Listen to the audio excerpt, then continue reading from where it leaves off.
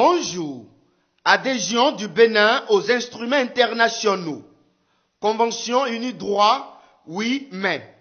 Titre le quotidien Matin Libre, ce mardi 13 août 2019 en manchette. Le Bénin va adhérer à la Convention unie droit sur les biens culturels volés ou illicitement exportés. La décision prise en Conseil des ministres le 7 août dernier vient en appui à la volonté du gouvernement de la rupture de se voir rétrocéder les biens culturels mal acquis.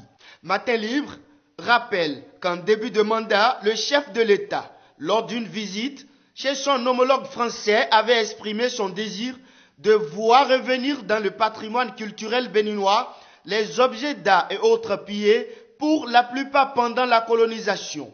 Depuis, sur le continent africain, il est devenu l'icône de la lutte pour le retour des biens culturels mal acquis.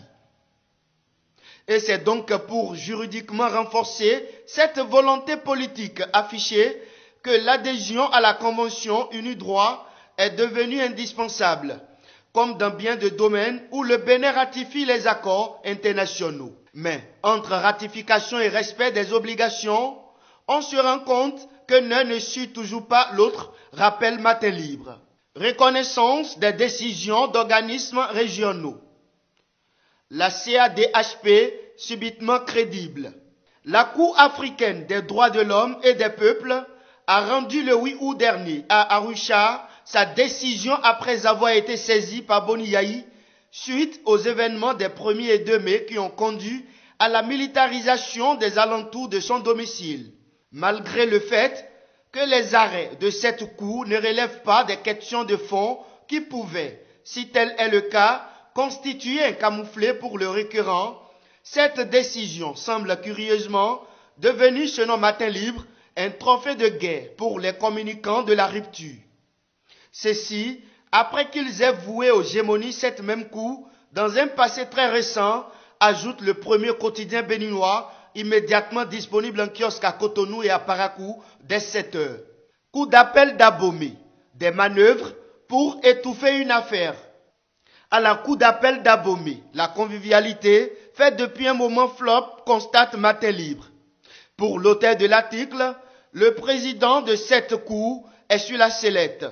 Ceci après avoir décidé de faire son travail sans injonction et considération politique émanant de certains caciques du pouvoir en place. En effet, le tribunal de première instance de 2e classe de Savalou a rendu une décision en faveur d'une personnalité dont le conseil est un cabinet d'avocats très proche du pouvoir aux dépens d'un homme d'affaires nigérien. Et comme sous la rupture, selon Matin Libre, plusieurs décisions rendues en première instance présentent souvent un goût d'inachevé, surtout quand elles impliquent des politiques. La cour d'appel d'Abomey a été saisie du dossier par le camp qui s'est senti brimé. Sentant la débâcle, une fois en appel, des manœuvres pour étouffer l'affaire en appel ont commencé, nous informe le journal Matin Libre. Affrontement entre population et policiers à Ndali. Le premier adjoint au maire clarifie. La tension est montée dans la matinée de ce lundi 12 août 2019 entre population et éléments de la police républicaine dans la commune de Ndali. De sources bien introduites, les populations se sont ruées vers le commissariat de la ville pour exiger la libération de certains citoyens présumés braqueurs. Selon les propos du premier adjoint au maire de la commune, rapportés par la nouvelle tribune.info, la situation serait désormais sous contrôle. Ils se sont mobilisés pour aller au commissariat de Ndali pour retirer les 10 braqueurs, rapporte le premier adjoint au maire de la commune, Orusidi Douarou. Les manifestants ont même brûlé des pneus sur la rue. Voilà ce qui a suscité les colères. Il paraît que les policiers ont tiré en l'air. Il aurait eu même des blessés, confie Orusidi Douarou. Ce sera donc tout pour ce mardi. Merci à vous et à demain mercredi, si Dieu le veut.